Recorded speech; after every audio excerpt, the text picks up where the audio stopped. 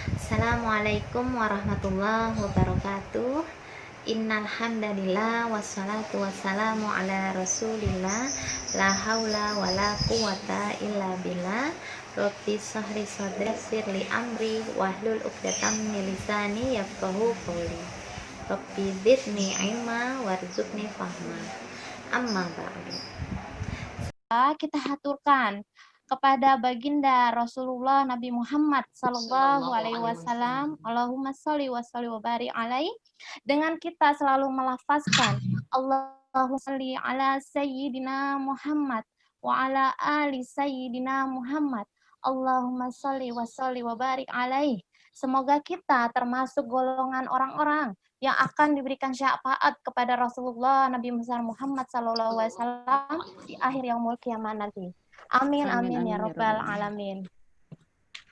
Baik Ummahat, Ukhti Fillah rahimakumullah, Ente Anissa yang diberkahi Allah Subhanahu wa taala, izinkan saya Ani Nur Sakinah Sukarma yang akan menjadi moderator pada hari ini, tentunya di acara yang sangat luar biasa, talk show bersama Ummu Alila, dengan sosok inspirasi yang luar biasa kerennya pada era saat ini, yaitu Muhammad Al-Fatih.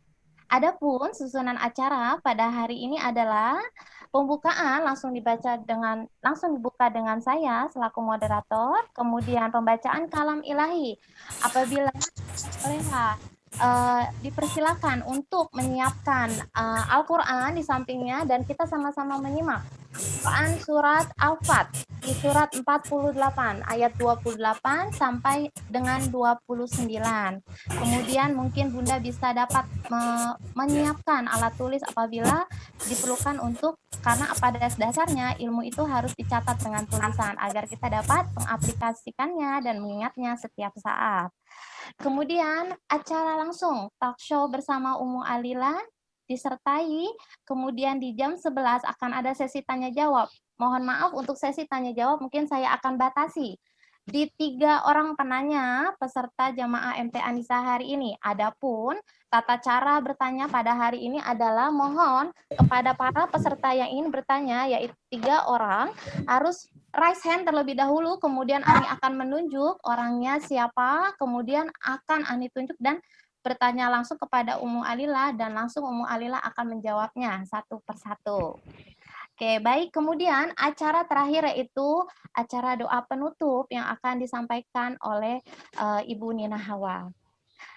Baik, untuk mempersingkat waktu, kami akan langsung kepada acara berikutnya yaitu pembukaan. Kami mohon bersama-sama jemaah MT Anissa untuk membaca basmalah agar acara ini dibuka. Bismillahirrahmanirrahim. Baik, jamaah MT Anissa rahimakumullah, kita sama-sama menyimak pembacaan Quran yang akan dibawakan oleh Ibu Leti. Quran surat Al-Fat ayat 28 sampai 29. Tes, Ibu Leti sudah siap ya? Baik. Kami persilakan.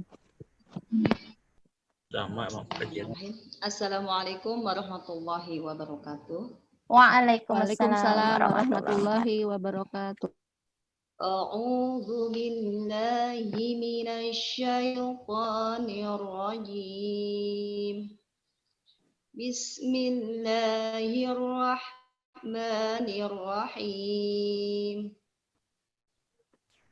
Huwallazi arsala rasulahu bil huda wa dinil haqq أرسل رسوله بالهدى ودين الحق ليظهره على الدين كله وكفى بالله شهيدا محمد رسول الله والذين معه أشداء على الكفار رحماء بينهم رحماء بينهم تراهم ركعا سجدا يبتغون فضلا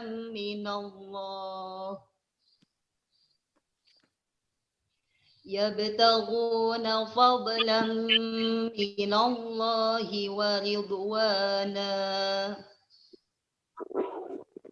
سيماهم في وجوههم من أثر السجود ذلك مثلهم في التوراة ومثلهم في الإنجيل كزرع أخرج شطأه فآزره فاستغلظ فاستوى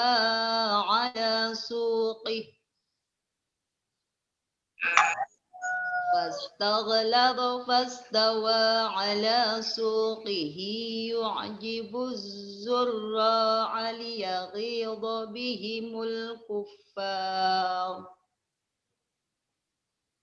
وعد الله الذين آمنوا وعملوا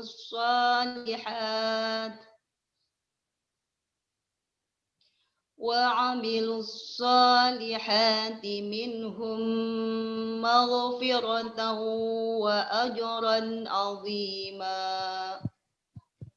Sadaqallahul azim. Artinya,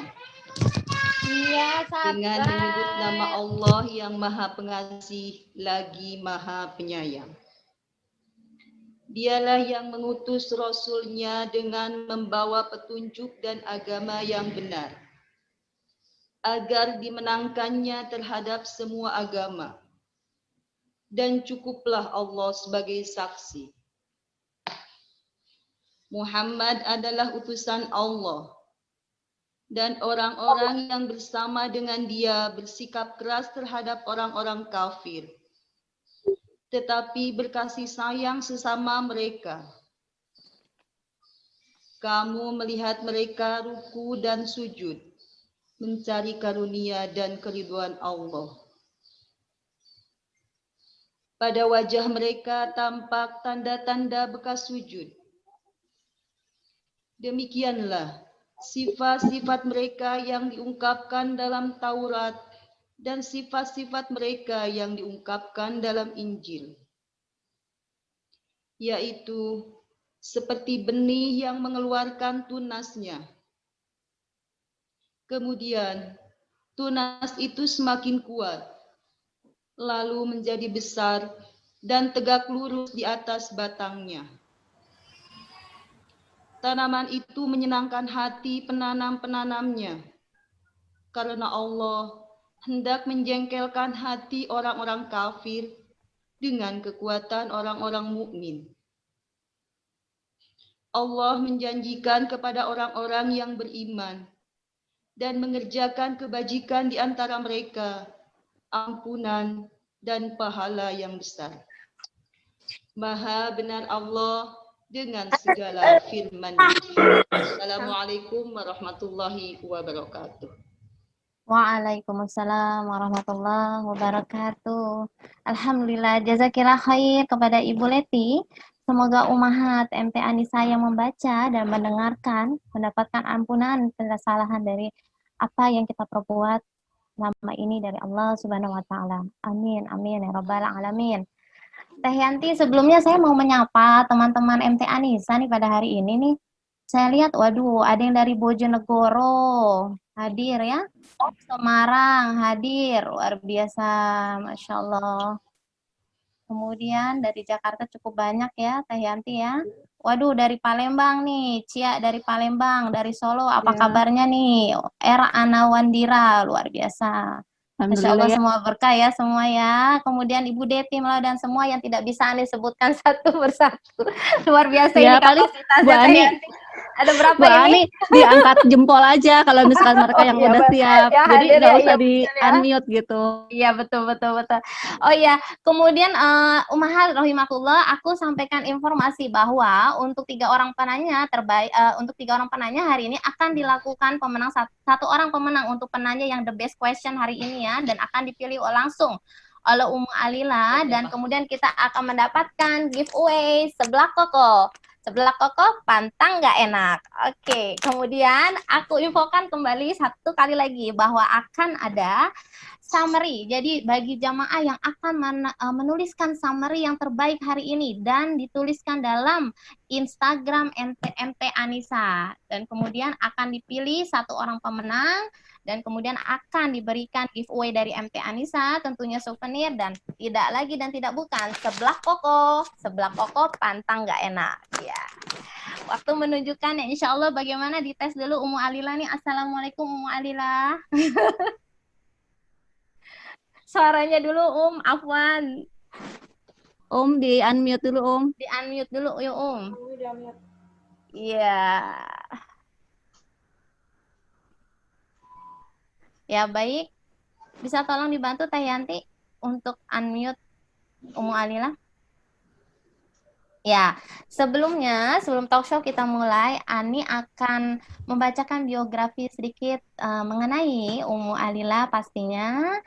Ummu Alila adalah seorang istri dan seorang ibu rumah tangga yang sangat luar biasa. Ibu dari 4 anak, kemudian istri dari Ustadz Felix Shaw ya, penggiat dan penggerak dakwah. Di samping itu beliau adalah entrepreneur Hijab Alila dan founder dari Rumah Quran Alila. Baik, alhamdulillah luar biasa Ummu Alila. Assalamualaikum Ummu Alila. Waalaikumsalam Bu Ani. Iya. Alhamdulillah. Alhamdulillah. Ani sapa lagi ya ya. Apa kabarnya hari ini Sehat Alhamdulillah, merasa semangat lihat senyumnya Bu Ani, Masya Allah. Merekah ya kayaknya ya. Luar biasa. Kita langsung pada pokok talk show hari ini ya ya, mengenai Bismillahirrahmanirrahim, mengenai Muhammad Al-Fatih. Aku baca biografinya Muhammad Al-Fatih ini tentu saja langsung dari ini ya, buku langsung dari Ummu Alila nih yang ditulis oleh oleh Ustadz Felix ya. Langsung bisa dicari di toko Hijab Alila. Masya Allah, promosi banget. Tapi nggak ini ya ya, kan untuk kebaikan boleh dong. Insya Allah, untuk dakwah insya Allah. Kemudian berbicara mengenai sosok inspirasi pada hari ini yaitu Muhammad Al-Fatih yang biasa kita kenal dengan Mehmet II ya ya. Nah itu mencapai jadi termasuk dalam penguasa Utsmani yang mencapai era penaklukan Konstantinopel ya ya di tahun 1453 ya. Kemudian beliau juga luar biasa di usianya yang 21 tahun sudah menguasai 6 bahasa, kemudian menguasai teknik kemiliteran, kemudian menguasai dari segi astronomi, pemerintahan. Wow, aku membaca, dan dia mempunyai wewenang kepada seluruh wazir-wazir yang ada di kawasan Istanbul, Turki ya ya. Dan pada saat itu juga aku tahu orang tuanya pun mengamanahkan kekuasaan itu di usianya yang belasan tahun, yaitu 13 tahun ya. Waduh, luar biasa melihat ini, aku sampai merinding loh loh.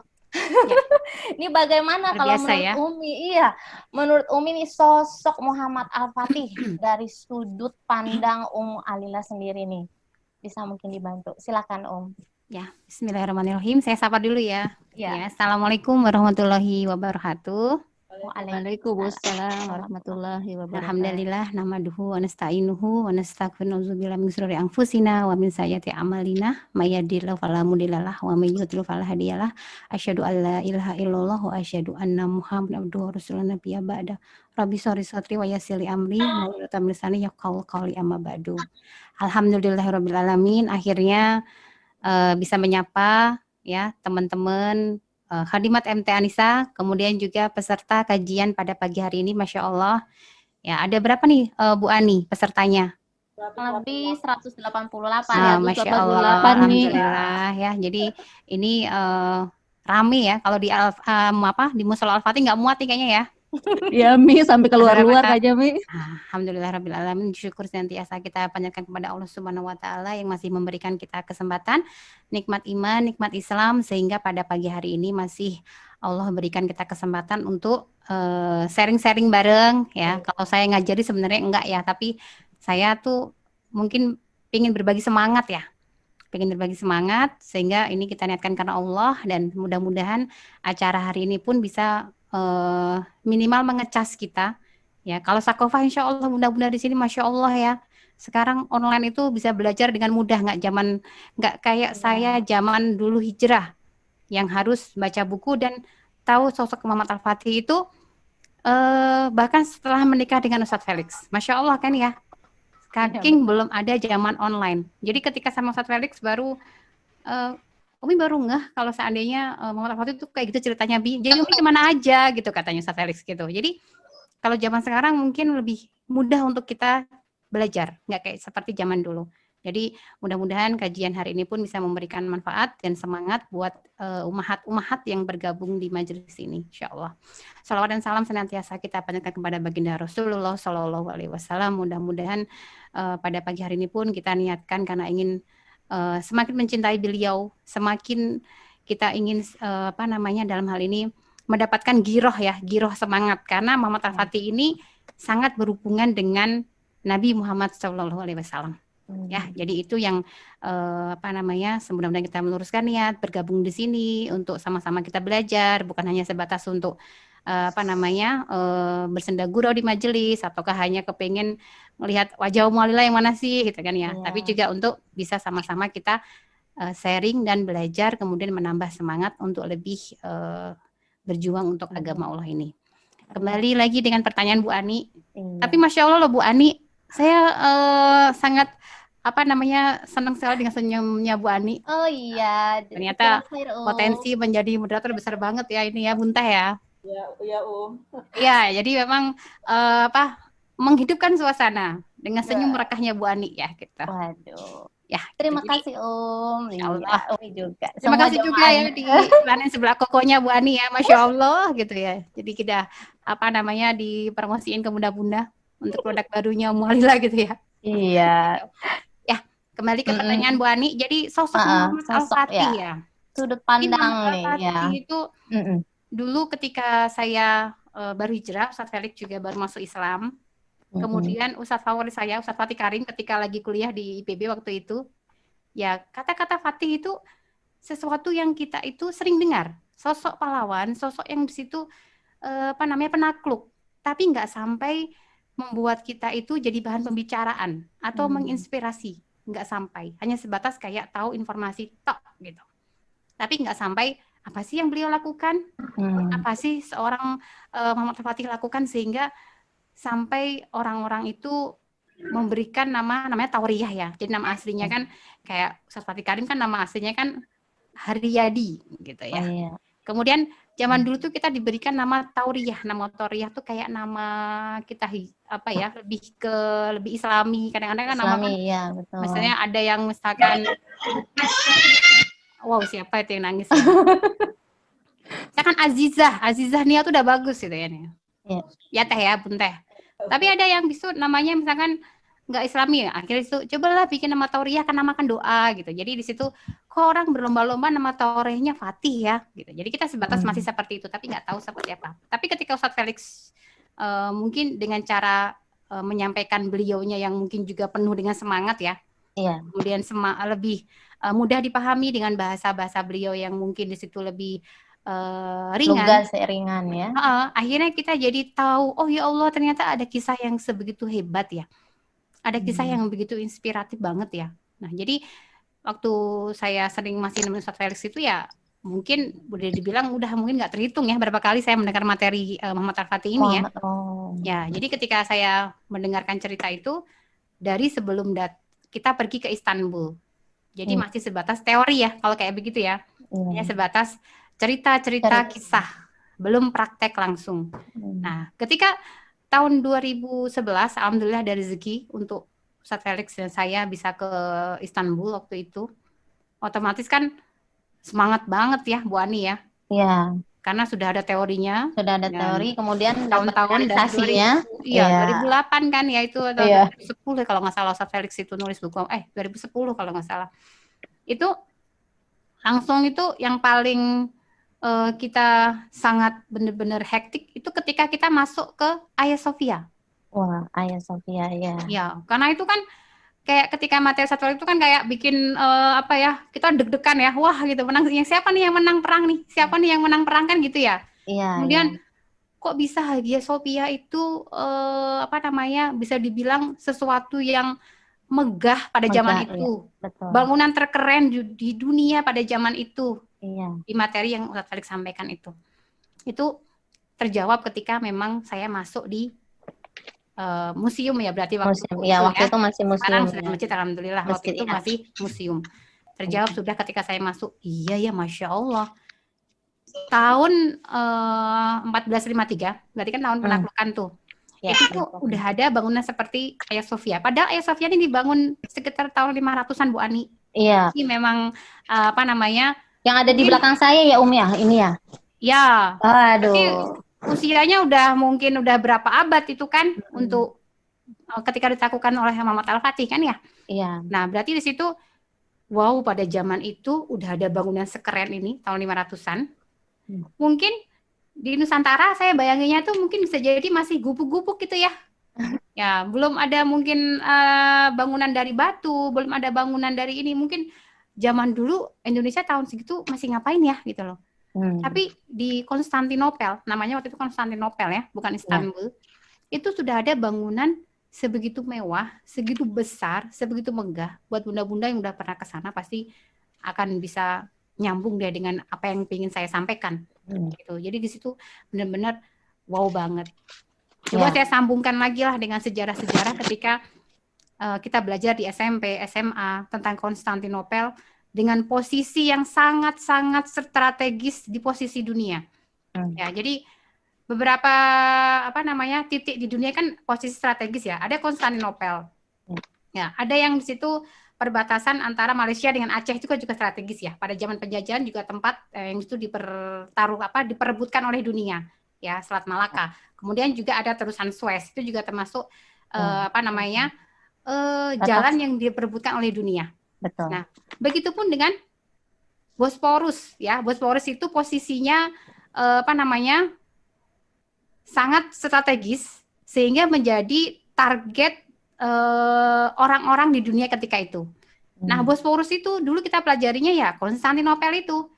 Di pelajaran sejarah SMP SMA kita udah dipelajari materi-materi seperti itu, tapi karena nggak dihubungkan dengan Islam, nggak dihubungkan dengan semangat giroh dakwah, akhirnya itu ya Bu Ani, kita tuh kayak sekedar untuk ngerjain ujian. Iya betul. Jadi numpang lewat aja ya. Numpang asal lewat. Tahu ya. Gitu. Tahun-tahun kita catat. Tahun apa? Tahun penaklukan misalkan masuk Konstantinopel. misalnya tahun kemerdekaan negara mana? Kemerdekaan kan kalau di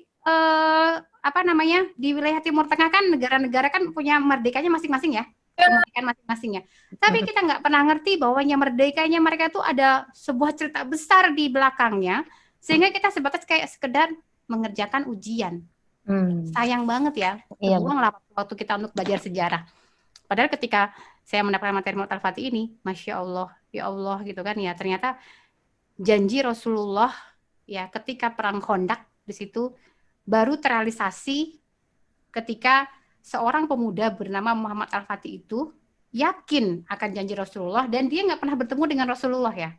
Jadi jaraknya antara Rasul terucap hadis tersebut dengan Muhammad Al-Fatih menaklukkan Konstantinopel itu 825 tahun Bu Ani. Ya Allah. 825 tahun. Akhirnya gitu ya. Akhirnya tertaklukkan. Muhammad Al-Fatih nggak pernah bertemu dengan Rasulullah. Dari mana cerita Muhammad Al-Fatih bisa tahu semua itu? Dari bapaknya, dari buyutnya, dari buyutnya gitu ya. Jadi di situ sampai 7 turunan, barulah di situ Muhammad Al-Fatih yang berhasil menaklukkan Konstantinopel dan bisa membuktikan bahwa janji Rasulullah itu pasti benar. Gitu. Jadi seorang Muhammad Al-Fatih ya seperti itu nilai buat saya. Gitu. Jadi ketika Rasulullah sudah berucap, ya walaupun mungkin di mata kita manusia biasa tuh kayak tidak mungkin, Iya, kayak karena nggak jauh. mungkin. Kayak Karena sekarang masanya ini ya beda jauh sekali saat itu. benar, iya kayak sekarang mungkin nggak Islam itu menang. Aduh, kalau setiap hari saya sama satu kali itu suka sebelum tidur ngobrol gitu ya, cerita itu gini, kalau seandainya nggak ada bisaroh ya, nggak ada janji Rasulullah, mungkin Abi juga sudah kembali lagi sama ke agama sebelumnya, bercanda maksudnya. Iya. Saking yakin nggak ya. mungkin Islam ini tuh bisa bersatu, Islam ini tuh akan bangkit, Islam ini ya. akan bisa berjaya. Keseluruhan Tapi kan ya. Rasulullah sudah bersabda bahwa akan ada masa di mana Islam akan kembali bangkit, Islam akan kembali menguasai dunia, Islam akan menjadi rahmat bagi seluruh alam, Iya. sehingga itu cukup menjadi pegangan buat kita bahwa itu akan terwujud dengan atau tanpa kita ikut terlibat dalam perjuangan tersebut. Gitu. Betul. Sehingga kita otomatis nggak mau dong jadi penonton. Iya. Aku mau juga dong jadi peserta. Karena kalau penonton itu orang yang biasa, orang yang nggak spesial. Kita mau dong jadi orang yang spesial. Makanya kita harus ikut apa nih yang bisa kita berikan untuk kemenangan Islam. Apa nih yang bisa kita sumbangkan dari apa yang kita punya untuk Islam. Karena setiap manusia selama kita masih hidup, pasti kita punya masing-masing kelebihan. Ada yang kelebihan harta, ya. Iya. Gimana nih Inces Eka kelebihan harta? Agak-agak ini ya, bercanda nggak apa-apa ya. Iya, nggak apa-apa Bu. Nggak apa-apa. Ada yang pinter untuk Quran, ya, tahsinnya bagus. Wah, semangat untuk menyebarkan, ngajarin tahsin gratis lagi gitu, tanpa sama sekali berniat untuk mencari nafkah di situ. Kemudian ada yang pintar ngomong, ya mungkin dia dulu awalnya MLM ya. Kemudian senyum nih saya nih ya, kemudian bertobat. Waduh, MLM gimana ini, itu kok ada yang nggak halal nih, ya. Aku mau hijrah deh gitu kan ya. Tapi potensinya ternyata ada. Ya, saya nih termasuk orang yang mungkin susah untuk ngajak orang hijrah, bisa jadi. Ya, karena mungkin sayanya udah saklek. A gitu kan ya. Nggak bisa untuk dibuat A minus gitu kan ya. Jadi untuk bertemu dengan orang cenderung lebih sulit. Tapi Bu Ani misalkan, atau ibu-ibu yang lain yang ternyata di situ punya bakat untuk menjadi MLM. MLM dengan pahala langsung dari Allah. Bener ya, agen-agennya Allah. Ayo semangat ngajak orang untuk berhijrah ke jalan Allah. Ada orang yang punya bakat memasak, ya. Akhirnya di situ, ayo kita bikin ini program nasi Jumat berkah. Ayo kita sumbangkan kemampuan kita ini untuk dakwah supaya orang lebih termotivasi untuk berhijrah dan semakin banyak orang yang turut untuk berjuang juga di jalan Allah. Jadi disitulah akhirnya membuat saya sama suami, kemudian juga menginspirasi bunda-bunda yang lain juga untuk juga masing-masing berkontribusi untuk dakwah. Kita pasti punya kok, masing-masing punya kelebihan. Tidak ada yang tidak punya selama kita masih hidup. Selama kita masih bernafas. Ya, dan pasti ada ya, kita masih punya kemauan. Ya. Karena kalau kita nggak disibukkan dengan dakwah, kita nggak disibukkan dengan Islam, pasti kita akan disibukkan oleh hal yang lain. Gitu. Ya, itu Bu Ani dari saya mungkin. Baik. Nanti bisa disambung dia tanya jawab ya Bu Ani. Iya benar. Saya sebenarnya, waduh, keren itu mengenai Ayah Sofia itu ya Ya. Kalau saya dengar, bukan saya baca itu sebelum Muhammad Al-Fatih menaklukkan Konstantinopel itu, tempat itu tuh dipakai yang namanya tempat untuk keburukan untuk mabuk-mabukan, kemudian untuk berjudi dan segala macam. Dan alhamdulillah pada saat karena yang saya tahu juga, saya baca dari filosofi Muhammad Al-Fatih ini, beliau juga tidak hanya menaklukkan Konstantinopel ya banyak juga ada penaklukan Serbia, kemudian tepi Laut Hitam dan sebagainya. Itu benar-benar saya lihat juga. Kemudian pada saat itu perang Utsmani Venesia, dan beliau juga berjasa di bidang kemiliteran ya Itu lanjut lagi nih nih talk show-nya nih kita lanjutin nih. Kira-kira nih yang diharapkan dari sosok Muhammad Al-Fatih nih untuk saat ini gitu loh Gimana nih menurut ini? Ya, ini tentunya menjadi motivasi karena kita adalah umahat. Tentunya saya akan nyasar ke umahat aja langsung ya. Jadi ketika kita mendengar materi Muhammad Al-Fatih, itu banyak ibu-ibu yang langsung di situ termotivasi untuk mendidik anaknya seperti bagaimana Muhammad Al-Fatih itu dididik. Ya, jadi ketika Ustadz Felix misalkan ngisi materi Muhammad Al-Fatih, suka muncul pertanyaan di antara ibu-ibu supaya gimana caranya Ustadz saya bisa mendidik anak-anak saya bisa menjadi sosok Muhammad Al-Fatih.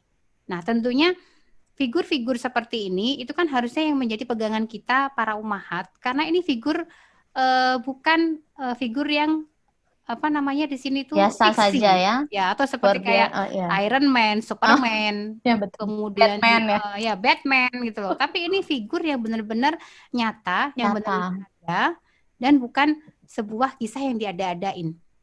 Nah, sehingga di sini ketika seorang ibu mendapatkan materi ini, itu akan mengecas dia untuk membuat atau serius dalam memplanning anak-anak mereka. Ya, jadi makanya Ustadz Felix dan materi pembahasan beliau mungkin juga sangat-sangat lebih ke materi ibu-ibu atau feminin. Jadi feminin itu kayak keperempuanan. Jadi misalkan kayak you berhijab, ya, udah putusin aja. Mungkin Muhammad Al-Fatih itu kesannya kayak untuk laki-laki. Pada dasarnya tuh nyasarnya untuk ke ibu-ibu. Untuk agar bisa mendidik ya mungkin. Ya, para ummahat-ummahat itu.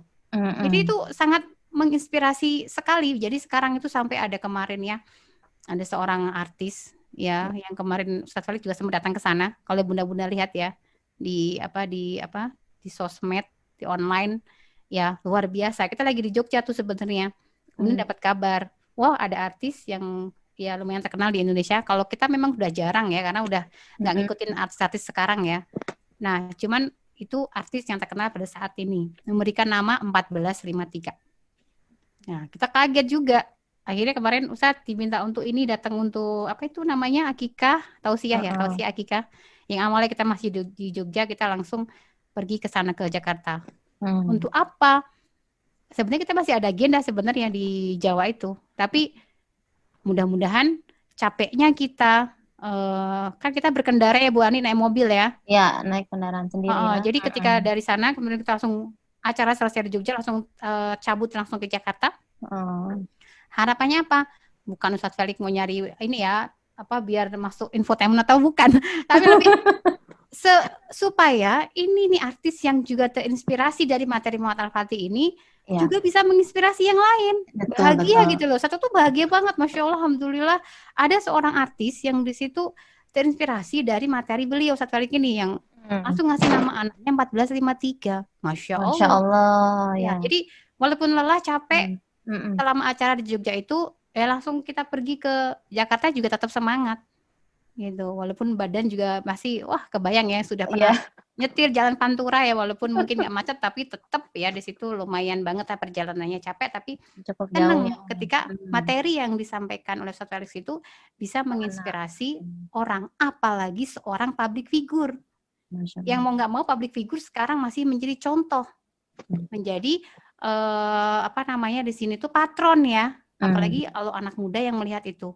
gitu. Jadi walaupun dalam hal ini mungkin kita nggak pernah ketemu dengan sosok Muhammad Al-Fatih, mungkin ada yang di situ hanya sebatas masih sebuah cerita, tapi ketika kita benar-benar memahami bagaimana sosok Muhammad Al-Fatih ini bisa membuktikan janji Rasulullah, kemudian juga bisa menjadi superhero pada zaman itu. Ya, pada zaman. Tentu kita menjadi ibu-ibu nih semangat banget ngebimbing anak-anaknya supaya mereka juga menjadi sosok seperti Muhammad Al-Fatih. Ya, minimal dia akan dibekali dengan Quran. Minimal dia akan dibekali dengan sakofah Islam yang cukup. Mau jadi apa dia nanti, kan nggak semua harus jadi ulama toh. Iya, jangan jadi ulama semua, nanti bagian-bagian yang lain nggak bisa diambil. Iya. Gitu loh. Jadi potensi anak apapun yang mereka mau, ya itu nggak apa-apa. Yang penting mereka dibekali dengan sakofah, dibekali dengan Al-Quran, dibekali dengan tentunya akidah yang kuat. Masya Allah, itu jadi nanti mau jadi apapun dia nanti, ya tetap nanti akan kembali kepada Islam. Islam yang menjadi kacamata mereka untuk mengambil langkah berikutnya. Jadi punya profesi apapun. Itu sih minimal Bu Ani yang saya rasakan ketika sekarang. Iya betul. Jadi sosok Muhammad Al-Fatih ini benar-benar sosok yang realisasinya ada, kisah nyata. Kemudian dia tuh hebatnya yakin ya, dari segi akidahnya tuh benar-benar tidak ini ya ya, tidak labil ya kalau kita bilang ya. Jadi bisa menciptakan suatu Islam di saat itu secara keseluruhan yang mana dia pun tidak melupakan untuk agama yang lain gitu ya ya. Jadi adil di masa itu. Nah kemudian pada saat itu nih ya, era pencapaian Muhammad Al-Fatih yang saya tahu juga mulai membangun yang namanya universitas gitu ya ya, terus masjid Fatih ya. Kemudian ada yang terkenal tuh apa Istana Topkapi ya ya di sekitar Topkapi Bu Ani. Waduh, Tulisannya bacanya I, tapi baca oh aduh. Terus kemudian ada lagi kemudian dibangunnya madrasah ya gitu ya, menjadi lembaga pendidikan Islam tertinggi di Kekaisaran pada saat itu. Waduh, itu usianya tuh muda sekali ya ya. Bahkan aku juga baca gitu di filosofi beliau, bahkan pada saat dia tidak yakin akan penaklukan suatu area, dia pun siap. Dan saat itu ayahnya sudah tidak menjabat sebagai kaisar saat itu, dia meminta, tolong bantu saya untuk menaklukkan area tersebut demi Islam gitu ya. Jadi tolong, jadi dia tuh benar-benar strateginya gitu ya ya. Dan pada akhirnya ayahnya pun membantu beliau untuk menaklukkan daerah tersebut. Dan kemudian aku juga baca dia mewakilkan wewenang dengan kekuatan para menteri-menterinya dari segi aturan dan undang-undang ya. Kemudian juga dia menjangkau dari segala kalangan, baik itu rendah maupun tertinggi. Jadi benar-benar mengayomi di area tersebut. Itu usianya muda dan merupakan sosok inspirasi Aduh aku kalau mendengar ini gimana ini kita masih jauh ya. Masih aduh Persiapannya persiapannya gitu gimana ya. nih persiapan yang harus kita siapkan khususnya nih kita, apalagi saya seorang ibu juga nih emak-emak zaman now, terus kita mendidiknya tuh agar memiliki semangat jiwa yang luar biasa, pemikiran ya dari pemikiran ke masa depan segala. Aduh, bagaimana tuh menurut Ummu Alila mengenai ini? Sebelum saya jawab itu, mungkin tadi ada kata-kata yang perlu kita ini samain persepsinya dulu ya, Bu Ani ya. Ya. Jadi kekaisaran ini mungkin lebih ke ini apa namanya istilahnya bahasa yang dipakai zaman sekarang ya. Nah, pada zaman dulu gitu kan ya. Jadi ketika masa Muhammad Fatih itu memang masih pada masa kekhilafahan yang memang di situ masih ada di Damaskus ya. Jadi ketika itu sebelum pindah ke Istanbul itu pusat daripada Islam itu belum ada di Istanbul. Nah, jadi statusnya Muhammad Al-Fatih ketika itu masih sultan. Ya, jadi bukan seorang khalifah. Nah, jadi ketika kapan pusat Islam itu pindah ke Istanbul itu ketika masa Selim. Ya, jadi Selim itu yang akhirnya membawa pertama kali menjadi khalifah Utsmani, ya.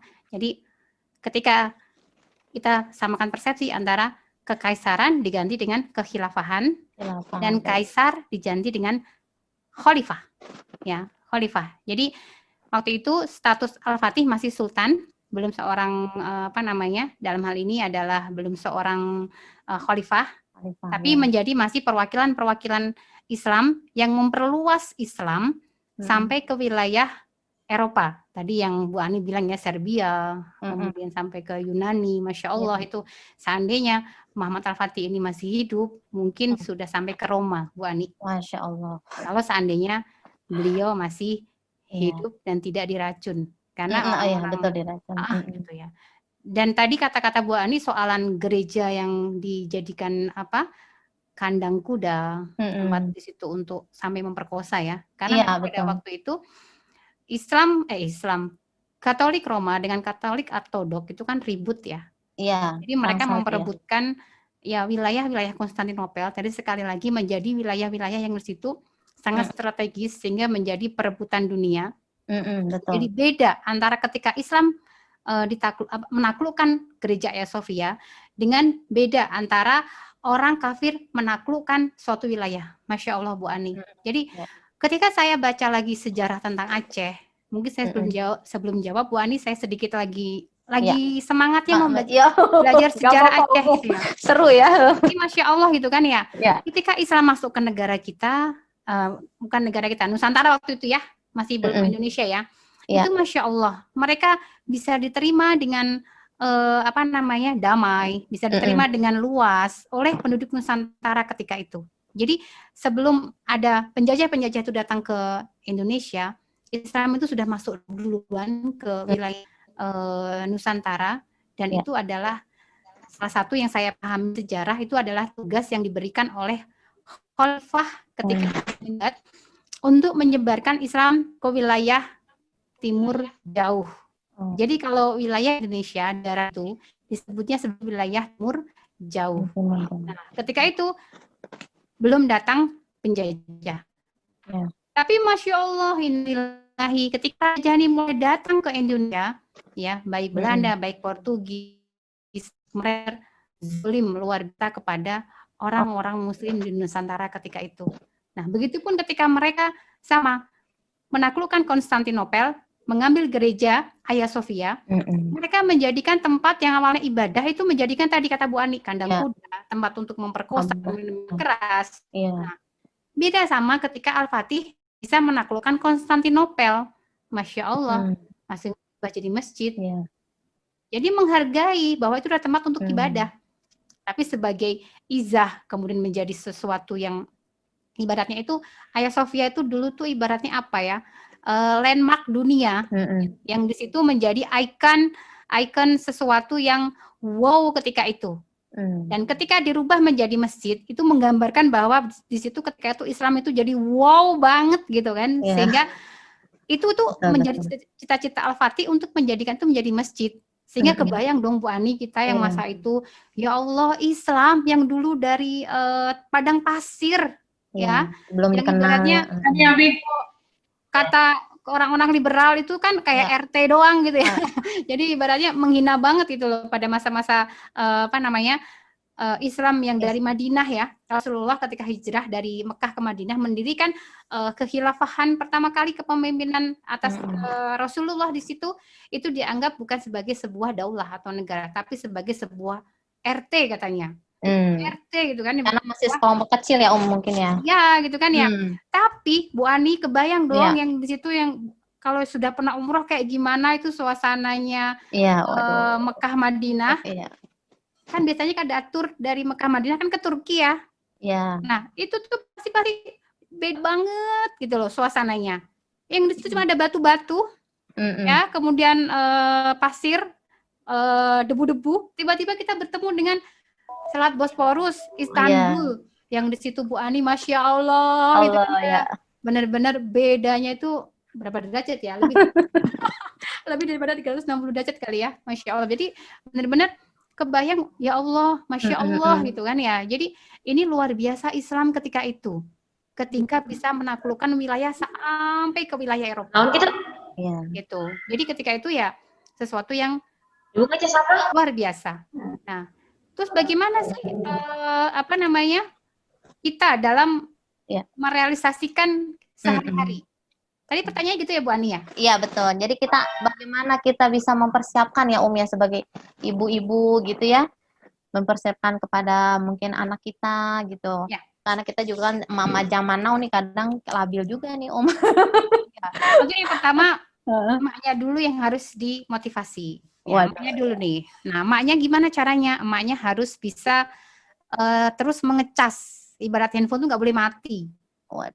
Ilmu ya, terus menerus nih ya ya. Iya, harus benar-benar gimana ngecasnya. Tentunya kalau hidroksilah bilah itu udah pasti ya. Tapi dalam hal ini kita juga harus terjun dalam dunia dakwah. Ya, berjamaah. Karena kalau kita hanya sebatas di rumah, kemudian fokus pada ibadah mahdoh, nanti kita akan sebatas hanya untuk diri kita sendiri. Ya, cukup anak saya benar, suami saya benar, insya Allah aman. Enggak seperti itu. Yang saya maksud adalah kita harus ada kepedulian dengan orang di luar rumah kita, bersama muslim yang lain. Mungkin kita nggak harus jadi ustadz atau ustazah, nggak harus. Masya Allah, ya betul-betul. Ya, cukup kita tadi bergabung dengan jamaah, kemudian membicarakan dengan jamaah tersebut apa yang bisa kita kontribusikan untuk Islam. Nah, mudah-mudahan dari seorang ibu yang tadi aktif dalam dakwah itu nanti akan menjadi cas cas terbesar Yes. buat seorang ibu itu untuk terus bersemangat dalam mendidik anak-anaknya. Nah, Iya. apa yang kita lakukan?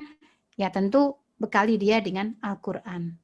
Ya. Kalau saya sendiri secara pribadi, ya sebatas yang saya lakukan sama suami, yang satu nih, anak yang pertama Alila, itu saya masukkan ke pesantren. Iya. Nah, tentunya dalam hal ini ya saya pahamkan ke dia bahwa Cece SMP, coba Cece hafalkan Quran sampai 30 juz, selesai 30 juznya. Ya. Itu target untuk Cece Alila. Iya. Ya, di pesantren tersebut. Kebetulan di pesantrennya juga memang targetnya SMP itu Oh, berarti bisa 3 sampai tahun langsung 30 juz tuh, 3 tahun. 3 tahun ya. 30 juz. Waduh, Masya Allah ya. Ya, itu target sekolahnya. Kita jangan seperti itu. Saya Iya. pahamkan ke Cece, kenapa Umi sama Abi mau Cece itu hafal Quran pas SMP? Karena pas SMP itu adalah masa-masa yang Cece untuk bisa, belum ada masalah, masih mudah untuk menghafal. Kemudian Cece bisa mencari materi-materi atau ilmu-ilmu alat yang nanti Cece bisa gunakan ketika Cece sudah kuliah. Ketika Cece sudah bisa keluar dari status pelajar, dalam hal ini bisa jadi mahasiswa atau nanti bisa ketika berumah tangga, dia punya ilmu alat, Bu Ani. Iya. Ilmu alat itu kayak misalkan bahasa Arabnya, Iya, ya, betul. hafalan Qur'annya, Hafal Quran ya. kemudian hadisnya. Iya, betul. Nah, itu saya pinginnya dia siap ketika SMP SMA. Nah, tapi nanti ketika dia misalkan selesai SMA, misalkan dia kepingin menjadi, kalau saya tanya sampai detik ini sih maunya jadi penulis ya. Iya. Nah, penulis ada juga kadang-kadang karena dia mungkin sering bergaul sama mbak-mbaknya di Japalila, desain grafis. Nah, dia kepingin menjadi desain grafis. Nggak ada masalah. Iya, betul. Ya, coba kita arahkan supaya potensi yang dia punya, kemudian dia punya kemauan apa, kita Iya, asah. Yang penting nanti ujung-ujungnya itu untuk dakwah. Iya. Ujung-ujungnya Sesuai nanti koridor untuk Islam. Ya, jadi kita, tapi yang pasti SMP SMA ini kamu selesaiin dulu Al-Quran C, kamu selesaiin dulu bahasa Arab, ilmu hadis, sehingga nanti ketika kamu sudah keluar dari SMP SMA, Cece punya ilmu alatnya. Perkuat dulu di situ. Karena nanti kalau udah kuliah itu udah terlambat, Bu Ani. Ya kan, kayak karena kayak mama kita nih, ya Bu Ani ya. aduh, udah banyak ini ya ya, pikirannya ya. Oh, dan masih ahli Batak kita ya. Aduh, jadi malu saya ini Ya, di Al-Fatih kan ada tahsin ya Bu Ani, Masya Allah. Betul. Gitu ya. Jadi insya Allah nggak ada kata-kata malu ya Bu Ani, sama-sama kita belajar lah. Makanya betul. saya nggak mau nih anak saya juga kayak nasibnya kayak ibunya, kayak uminya, yang di situ terlambat untuk belajar. Sehingga saya minta ketika itu ya dia siap di SMP, SMA ini kita persiapkan ilmunya, kemudian nanti ketika dia terjun ke dunia masyarakat, dia sudah cukup bekal. Nah, terus yang lain gimana? Anaknya yang lain? Ya, sesuai dengan potensi masing-masing. Ya, kalau saya sampaikan kepada yang lain, ya kamu mau jadi apa? Nah, ada yang misalkan Gozi, dia kuat di hafalan. Ya, nanti kalau kamu udah gede, kamu nanti jadi ulama tafsir ya, gitu. Nah, jadi dia mau udah Bu Ani. Alhamdulillah. Mau gitu ya. Jadi kata abinya, kamu nanti kuliahnya udah di Mesir ya, gitu. Waduh, mantap, Masya Allah. Karena nggak semua anak tuh sama loh Bu, secara kemampuan. Ya, kayak misalkan si Koko, dia hafalannya sama dengan adiknya, tapi kemampuan dia ngafal itu beda. Gozi lebih memimpin ketika hafalan. Nah, Koko lebih cenderung banyak yang salah lah intinya masih gitu. Sehingga kita coba lihat, berarti saya ngobrol sama abinya Abi, dia punya potensi untuk nerusin dakwahnya Abi.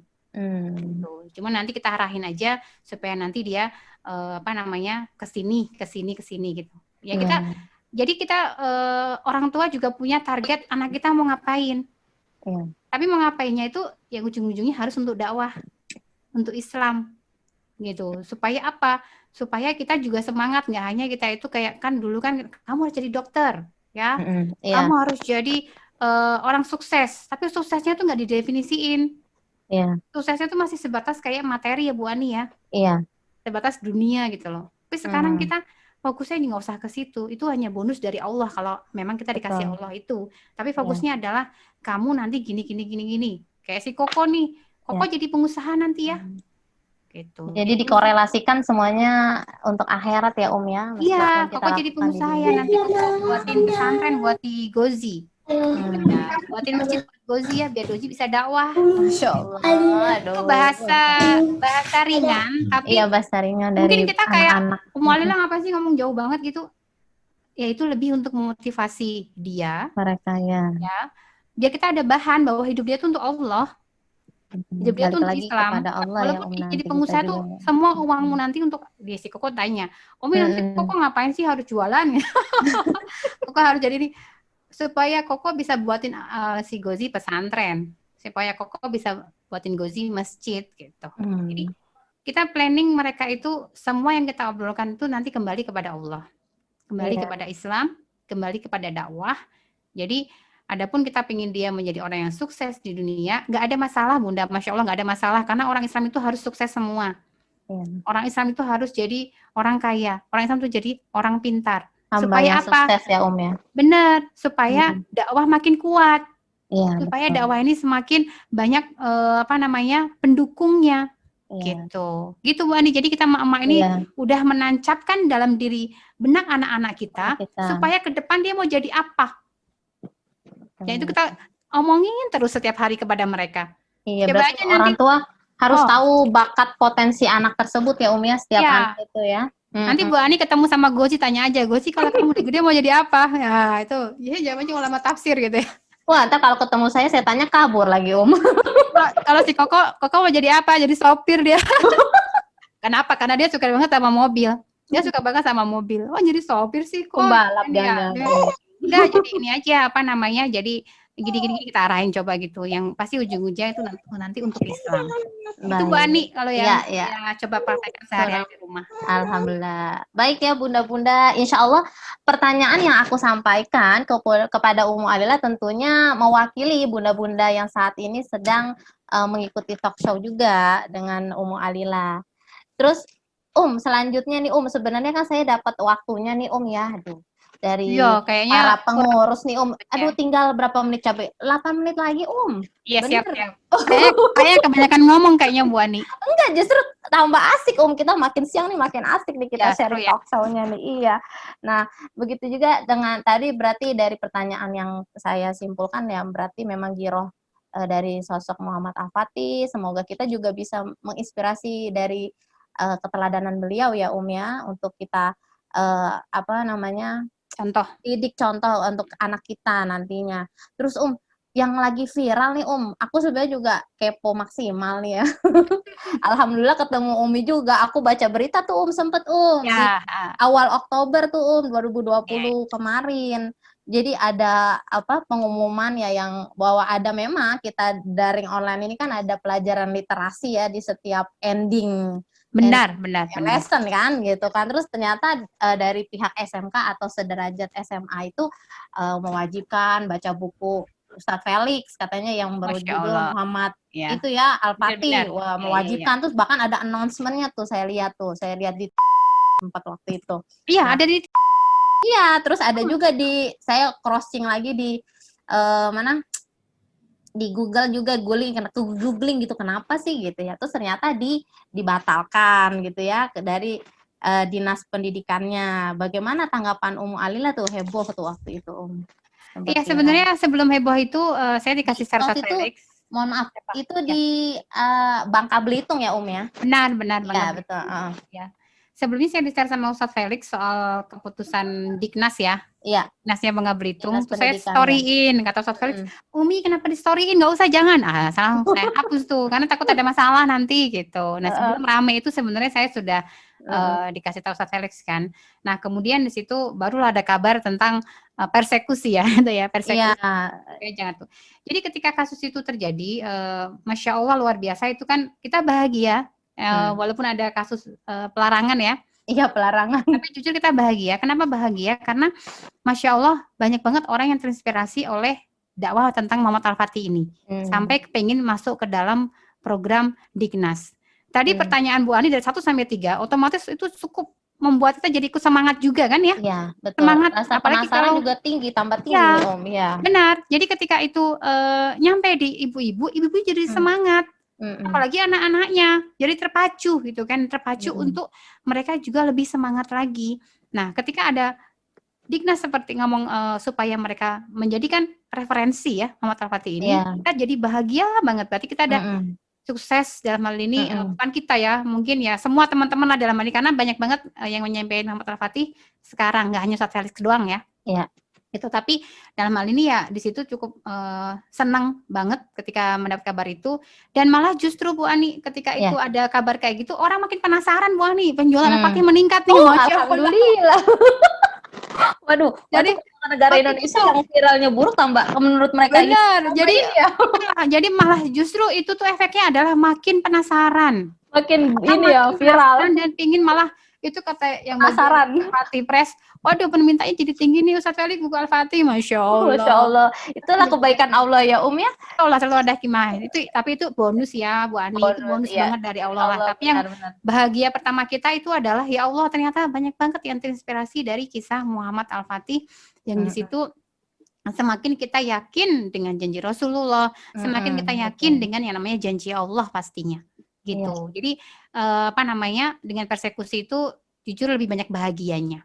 Sedihnya ada sih Bu Ani, ya sedih Ya, sih. tapi dikit ya. Kan tetap kita Sekarang ya. Iya, bersabar ya ya, kalaupun kita Sabar insya Allah. Iya. Karena ya seorang pemimpin mau nggak mau kan apa namanya, ya memang sangat apa, berpengaruh pada rakyat yang dipimpin.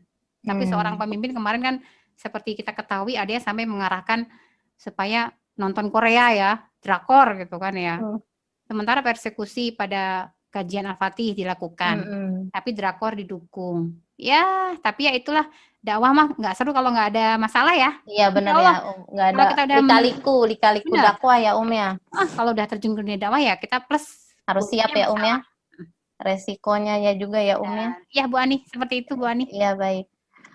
Ini alhamdulillah nih, aku juga mau announcement juga, mungkin bagi bunda-bunda solihah yang memang masih lebih penasaran ya, bisa langsung, jangan lupa dibeli aja buku Muhammad Al-Fatihnya di Hijab Alila. Ini alhamdulillah nih aku nggak sempat beli, tapi alhamdulillah teman banyak komplit, jadi aku alhamdulillah berkesempatan membaca-baca. Ada sesi komiknya juga ya ya. Waduh, ini lebih seru nih anakku sampai apa sih ini? Targetnya ya memang ya, beda ya ya. Baik karena waktu nih mohon maaf, ini tinggal 3 menit lagi nih mungkin setelah ini ada sesi pertanyaan, tapi mungkin dari Umi sendiri apakah ada mungkin kesimpulan atau closing statement dari Umi yang bisa lebih membuat kita lebih semangat nih para ibu-ibu di sini mengenai sosok inspirasi pada hari ini. Silakan closing statement ya. Jadi poinnya itu adalah kita harus selalu yakin dengan janji Allah dan Rasulullah. Kalau kita mungkin baru menjalankan dakwah setahun, 2 tahun. Kalau saya mungkin hijrahnya saya itu 2003 lah. 2003 berarti mungkin baru 17 tahun ya. 17 tahun ketika saya kuliah waktu itu. Kemudian dengan kondisi banyak masalah dalam dakwah, itu pasti wajar. Nah, lemes, futur, sesuatu hal yang biasa. Bagaimana ngecasnya lagi ya? Kembali lagi mengingat hal-hal yang membuat kita jadi termotivasi. Salah satunya ketika saya mengingat bagaimana Al-Fatih ini menaklukkan Konstantinopel selama 825 tahun baru takluk. Lah kita mungkin baru berapa bulan ya? Baru berapa tahun ya terlibat dalam dakwah? Iya. Maunya langsung menang aja. Ketika ada masalah kita langsung kabur gitu ya. Kita langsung futur, kemudian nggak ngaji lagi. Ya. Atau mungkin misalkan ada gesekan ngomong dengan ibu-ibu yang lain, aduh orang itu kok begitu sih, kok ngomongin orang sih. Ya namanya emak-emak berkumpul kan selalu gitu ya Bu Ani ya. Jadi ketika itu langsung down, langsung futur. Down ya, iya. Enggak lah, itu enggak masalah-masalah kayak gitu mah, itu mah ibaratnya bukan masalah, tapi itu adalah bumbu-bumbu romantisme ya, romantisme yang harusnya lebih mempererat ya ya. Benar, namanya ibu-ibu kan, namanya ibu-ibu tahu sendiri lah ya, kadang-kadang mau ngomong apa jadinya kemana gitu kan ya, fokusnya nggak dapat jadinya malah kemana-mana gitu kan ya, itu ibu-ibu ya. Cuman dalam hal ini ketika kita lagi futur, ketika kita lagi nggak semangat ngelihat fakta kok semakin menjauhkan kita dari kemenangan Islam, ingatlah dulu Al-Fatih bisa menaklukkan Konstantinopel itu selama 825 tahun. Kita belum ada apa-apanya dibandingin Al-Fatih. Dan Islam baru runtuh itu berapa Bu Ani? 1924 Islam runtuh, ya. Itu iya. belum 100 tahun kita, ya, Hmm. dari keruntuhan Islam itu. Jadi harus terus semangat, ya, untuk terus terlibat dalam dakwah ini, untuk terus terlibat dalam kemenangan Islam. Ya, apapun yang kita lakukan, insya Allah itu kita punya kontribusi untuk dakwah, apapun itu. Ingat, kita punya kelebihan masing-masing, fokuslah dengan kelebihan kita untuk bisa kita berikan untuk dakwah Islam. Insya Allah seperti itu. Alhamdulillah. Baik, Jazakillah khair, Aduh, tambah siang sebenarnya tambah asik nih ya, ya, kita bicara ya. Alhamdulillah Bu Ani. Tapi nanti Alila aku repotkan sekali lagi nih untuk tanya jawab nih, Ani, monggo. Ya, ini mungkin Teh Yanti bisa dibantu untuk diglobalkan dulu untuk para bunda-bunda ya, karena pada kita langsung untuk sesi tanya jawab. Kemudian ini pengurus diminta katanya Alila saja yang menunjuk bagi ibu-ibu yang raise hand katanya, Langsung nanti dibuka mic-nya, kemudian langsung bertanya ke Umi, kemudian Umi langsung menjawab pertanyaan tersebut. Dibuka untuk sesi 3 pertanyaan. Silakan Teh Yanti. Ya, Bismillah, bunda-bunda mungkin siapa yang mau bertanya langsung kepada Alila untuk raise hand seperti saya? Ya. Nanti Alila melihat bisa langsung ditunjuk dan sebutkan namanya ya, Tapi nggak kelihatan nih Bu Ani. Bu Ani, ini ada Putri Intan Damai Yusuf. Oh ya, baik. Ya, silahkan Iya. Mbak. Ya, oke. Baik Mbak Putri, silakan. Silakan. Bismillahirrahmanirrahim. Terima kasih katanya. Assalamualaikum warahmatullahi wabarakatuh. Afwan Mbak Putri, itunya apa sih? Earphone-nya bisa dilepas aja, soalnya mendengung. Iya, Pak. Ya. Perkenalkan, nama saya Putri. Di sini saya ingin bertanya kepada bagaimana kita sebagai pemuda sekarang untuk membela dan memperjuang Islam, dan bagaimana pemuda sekarang itu kebanyakan mementingkan keadaannya sendiri, kayak kesenangannya sendiri, mulai dari gaya hidupnya tidak sesuai dengan gaya hidup Islam, terus itu komunikasi antar lawan jenis dan sebagainya. Nah, bagaimana agar kita itu tidak terjerumus dalam pergaulan seperti itu? Ya. Sekian dari saya. Terima kasih. Wassalamualaikum warahmatullahi wabarakatuh. Waalaikumsalam. Waalaikumsalam. Wabarakatuh. Ya, langsung ya berarti ya. Iya, langsung ya. Ya. Generasi muda itu generasi yang nanti akan meneruskan estafet dakwah. Ya. Generasi yang nanti menjadi sosok yang akan mewarnai Islam ke depan. Jadi kalau saya sering ngobrol sama Ustadz Felix itu, ya kita harus nyasar dakwah kita itu ke anak muda. Makanya Ustadz Felix itu ketika memilih custom baju ya, itu tuh sebisa mungkin bisa menyamai dengan gayanya anak muda. Bukan Ustadz Felix nggak mau pakai baju koko, bukan nggak mau pakai jubah kayak apa ala Habib ya kayak gitu ya mau. Tapi dalam hal ini dakwahnya Ustadz Felix itu mau merangkul anak-anak muda, ingin membersamai mereka, sehingga gaya bahasa, cara berpakaian, itu juga sebisa mungkin bisa masuk ke dunia mereka. Gitu. Jadi anak-anak muda inilah yang harus kita, bukan berarti yang tua nggak penting ya, tapi anak muda ini masih punya banyak tenaga, masih punya banyak waktu, makanya kita harus serius menggarap dakwah ke anak-anak muda. Nah, adanya Yuk Ngaji, nah salah satunya itu adalah bentuk daripada kita serius untuk menggarap dakwah anak muda. Tadi Mbak Putri ya, dari Indralaya itu mana? Indramayu ya? Indralaya, Indramayu ya, Bu Ani ya? Itu ya. Bukan ya? Ya jadi apa namanya?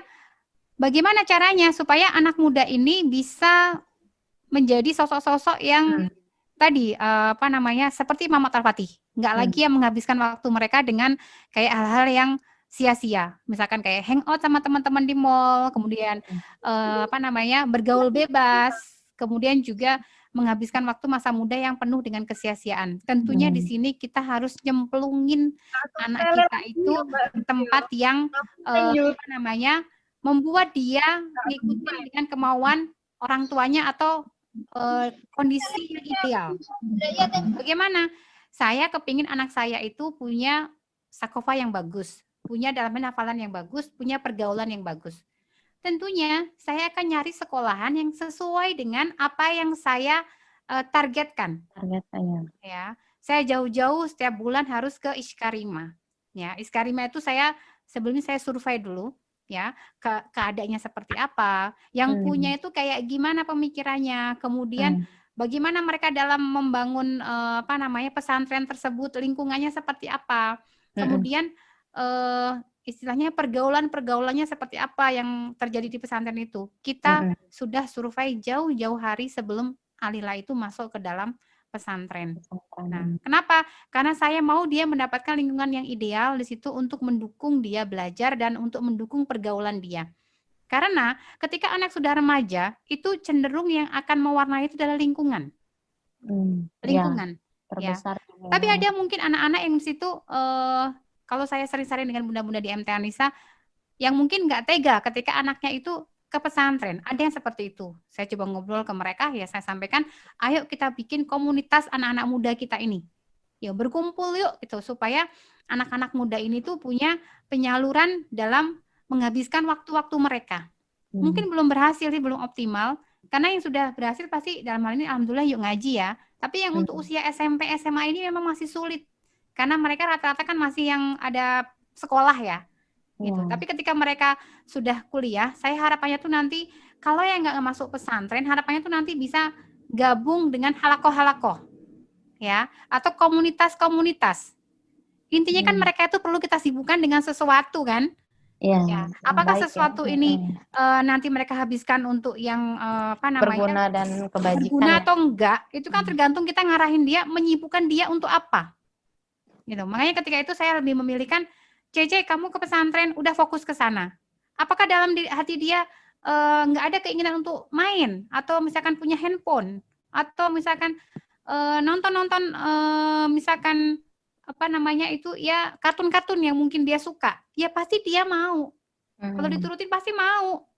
Ya, punya handphone, nonton YouTube, kemudian bisa main ke mall sama teman-temannya, pasti mau. Tapi saya minta dia, Cece, kamu mau jadi apa ketika besar? Kamu mau jadi ini kan? Ya, inilah langkah-langkah yang Umi sama Abi pilihkan. Kamu Umi tempatkan di pesantren untuk ini, untuk ini, untuk ini. Ada waktunya Cece nanti punya handphone. Ada waktunya Cece nanti punya pergaulan dengan teman-teman. Tapi sekarang fokus dulu belajar di sini. Itu kalau idealnya kalau di pesantren ya. Walaupun pasti ada masalah, nggak mungkin nggak ada masalah hidup. Nah, tapi kalau yang di luar daripada pesantren, berarti kan akan bergaul bebas dengan anak-anak muda yang lain. Nah, cari kesibukan. Ya, cari kesibukan si anak itu supaya dia menghabiskan waktunya untuk sesuatu yang berguna. Mungkin awalnya kayak maksa ya. Loh, maksa untuk dalam ketaatan tuh wajib harus loh. Nggak boleh kita tuh toleransinya ketinggi yang kebablasan. Ya, untuk misalkan ya udahlah jangan dipaksa gitu kan ya. Dia kan masih proses misalkan. Nah, itu kalau mungkin setiap orang tua punya cara sendiri-sendiri. Tapi buat saya dan suami udah sepakat. Arahannya kamu kayak begini. Berarti kamu harus kayak gini. Karena saya dari kecil udah arahin dia kan ya. Tapi mungkin ada orang tua yang memang sudah terlambat dalam mengarahkan anaknya. Saya sih belum pernah punya pengalaman di situ ya. Karena memang dari anak saya lahir sudah saya arahkan supaya dia berhijab, dia pakai gamis, dia supaya begini. Nah, pada faktanya ada masalah nggak? Pasti ada masalah, nggak mungkin nggak ada masalah. Makanya kita lurusin lagi. Kayak setir lah. Ketika kita nyetir kan kadang-kadang belok ya. Kita lurusin lagi. Belok, lurusin lagi. Lah itulah namanya sama juga seperti ngurus anak seperti itu. Carikan tempat lingkungan yang mendukung dia untuk menghabiskan waktunya dalam hal-hal yang berguna. Ya, berguna untuk dakwah, berguna untuk istilahnya mereka untuk berpartisipasi dalam dakwah, apakah nanti misalkan les, ya kenapa kita nggak leskan bahasa Arab? Ya kita habiskan uang sampai berjuta-juta untuk bahasa Inggris. Ya kadang-kadang orang tua lebih bangga ketika anaknya bisa bahasa Inggris daripada bahasa Arab, ya kan? Sampai berjuta-juta mereka habiskan untuk di les bahasa Inggris ya, bahasa Inggris. Tapi bahasa Arab mungkin teman-teman masih belum bangga ketika anaknya bisa Arab, ya. Kemudian juga bisa kita kayak tadi les-lesan desain grafis misalkan. Ya kamu nanti mau nggak nanti untuk dakwah, sekarang zaman online loh nak, coba kamu kursus desain grafis. Nanti kamu bisa bikin sesuatu yang cantik sehingga kamu bisa berpartisipasi dalam dakwah, apakah videografer, apakah menggambar yang nanti akan bisa menghasilkan sesuatu yang bisa menginspirasi orang. Ya kayak You berhijabnya, Benefico dengan Satrialis itu Masya Allah. Banyak banget yang berhijab karena membaca buku itu. Insya Allah tuh jadi pahala jariah. Iya. Mudah-mudahan amin kalau ikhlas karena Allah. Gitu ya Mbak Putri ya. Insya Allah jadi intinya cemplungkan mereka dengan lingkungan yang nanti di situ akan membuat mereka lebih dekat dengan Allah. Ya, nggak boleh asal ngabisin waktu aja, nggak boleh. Tapi harus kita benar-benar detailin dia akan berada di mana itu harus kita detailin. Harus kita kawal. Gitu. Ya Bu Ani seperti itu Bu Ani. Iya, agar waktu juga nggak sia-sia ya Om ya. Benar. Itu begitu ya Mbak Putri, dari Indralaya ini Palembang ya Mbak Putri ya? Oh iya, Palembang ya Indralaya ya. Iya. Iya betul ya. Indramayu ya. Baik, mungkin Bu Azizah bisa memilih dua orang penanya kembali. Oke, berikutnya ini ada Mbak Sylvia Azkar Azkia. Ya, monggo Teh Yanti untuk di-unmute ya.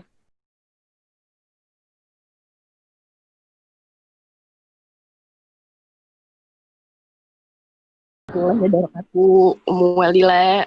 Waalaikumsalam warahmatullahi wabarakatuh. Ya, aku mau nanya Ummu, gimana ya caranya kita ngenalin sama generasi milenial sekarang yang justru tuh mereka tuh kayak masih mengidolakan opo-opo Korea. Kita tuh kayak mau mengenalin kayak ini loh, Muhammad Al-Fatih itu lebih berjasa, lebih ada kisah-kisahnya tuh lebih hebat daripada opo-opo Korea. Karena dulu waktu itu aku pernah kayak ngasih tahu temen aku yang fanatik sama Korea gitu. Cuman gitu kayak dia bilang lebih ini karyanya lebih banyak, lebih gini. Jadi kayak kitanya tuh kayak ngerasa terus gimana lagi ya, kayak stuck gitu Gimana sih caranya biar kita tuh bisa dakwah, biar nyadari mereka gitu, biar jangan fans sama opa, lebih baik sama yang lebih berpengaruh sama agama gitu loh gitu aja sih. Udah, assalamualaikum warahmatullahi wabarakatuh. Waalaikumsalam warahmatullahi wabarakatuh. Sama Mbak siapa tadi Bu Ani? Mbak siapa? Mbak Sylvia Om. Mbak Sylvia. Nah, ya ini tantangan dakwah lagi. Kembali lagi kita jadikan ini sebagai ladang dakwah ya, ladang pahala. Ya kasus kayak gini tuh banyak banget. Jangankan anak-anak pada umumnya ya. Di pesantrennya Alilah kemarin aja Ustadz Felix tuh baru ngisi karena ada kasus setelah saya pandemi itu mereka kan masuk pesantren lagi kan. Nah mereka itu kecanduan drakor, drama, ya. Jadi dalam hal ini, waduh, gitu sedih juga sih pada bercadar semua ya. Gitu kan ya. Bercadar warnanya bajunya hitam-hitam, tapi ya kita kembali lagi anak-anak ini kan tetap anak-anak ya, anak-anak muda. Jadi sedihnya kita itu adalah karena sistem sekarang atau dalam hal ini istilahnya ya negara kita itu ngedukung masalahnya dengan kondisi seperti ini, sehingga kita jadi sulit nih emak-emak untuk mendidik anak-anak kita. Makanya kenapa kita harus berjuangnya itu nggak hanya sebatas ini masalah kita langsung selesaikan, tapi akarnya ini kita juga harus bisa pikirkan juga akarnya apa.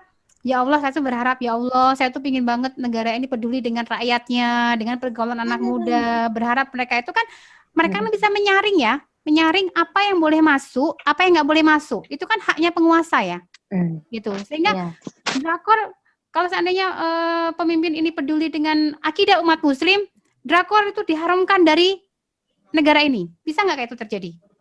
Bisa banget. Bisa, karena penguasa ya yang menentukan undang-undang. YouTube kan boleh-boleh aja. Bahkan YouTube sekarang itu Masya Allah memudahkan kita untuk belajar ya selama daring ini ya. Iya. Tapi kan kita nggak tega ngasih anak kita YouTube jadinya. Kenapa? Tiba-tiba dia nonton apa, keluar apa lagi kan ya?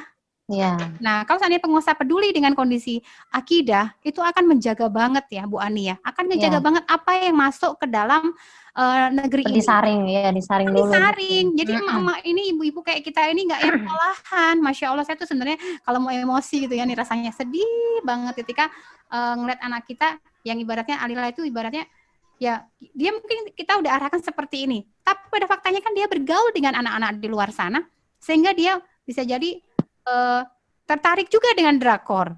Ya bisa jadi kalau selama sih dia nggak pernah ini ya, lebih ke anim kalau dia karena memang abinya suka anim gitu ya. Tapi menurut saya ya nggak ada yang bagus juga sih, tapi anim itu lebih bergengsi daripada drakor ya. Gitu. Drakor itu gimana ya? Saya lihat orangnya udah kayak apa ya, yang kayak opa-opa itu kayak udah mau muntah rasanya gitu ya ngelihat wajah-wajah mereka. Ya Allah, bisa-bisanya muntah itu kan loh. Anak muda kenapa bisa sampai tergila-gila? Kalau Bu Ani lihat di YouTube sampai ada orang yang nangis ya, menunggu di bandara sampai tidur di bandara hanya nungguin opa-opa itu. Rasanya nggak terima banget. Sedih banget ya. Karena saya sama suami juga udah belasan tahun di dunia dakwah ini, rasanya lemes banget ya lihat kayak begini ya.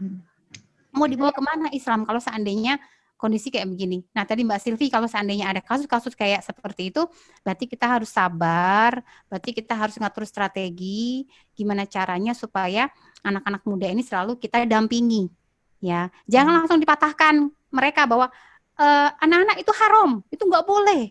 Ya itu nggak boleh. Jadi kita harus tahu cara juga untuk bisa berkomunikasi dengan anak-anak muda itu. Ya, saran saya sih bisa nonton kajiannya Fuad Naim. Fuad Naim ya. Itu benar, itu fokus banget beliau di Korea-Koreaan gitu. Nah, coba tonton itu, kemudian kalau memang mau serius, yang dikenalnya itu ya Ustadz Korea, Ustadz Opa itu ya ya? Ya, Masya Allah itu beliau kan memang mantan ya. Mantan pecinta drama Korea, maksudnya pecinta Korea gitulah, sehingga ketika menyampaikan kepada anak muda itu lebih nyambung Bu Ani.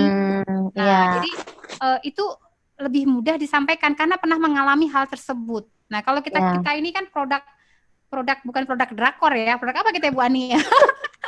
Produk film India ya Bu Ani ya. Zaman dulu kan ada film India gitu. Bollywood, aduh. Iya, zaman-zaman intro nih jangan kita nih. Iya, makanya. Jadi dalam hal ini mungkin belum bisa menjadi bahan kita untuk nyambung ke mereka. Makanya dalam hal ini coba kita Mbak Silvi mungkin bisa lihat Fuad Naim dalam mendakwahkan tentang Korea, sehingga kita nggak hanya sebatas kita itu sampaikan itu haram, ikutin Al-Fatih, itu nggak bisa.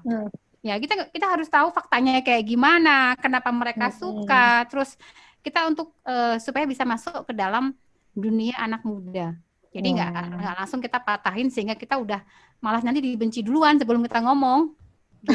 Jadi harus udah keburu kabur duluan ya ya. Dan niatkan semua ya Mbak Silvi, itu semua adalah bentuk dakwah kita kepada anak muda. Insya Allah kok anak-anak muda ini porsinya masing-masing. Ya kita kan juga dulu berawal dari nggak tahu apa-apa kan ya. Dan bersyukurnya ada orang yang dakwah kita sehingga kita akhirnya bisa ikut berkontribusi untuk dakwah Islam.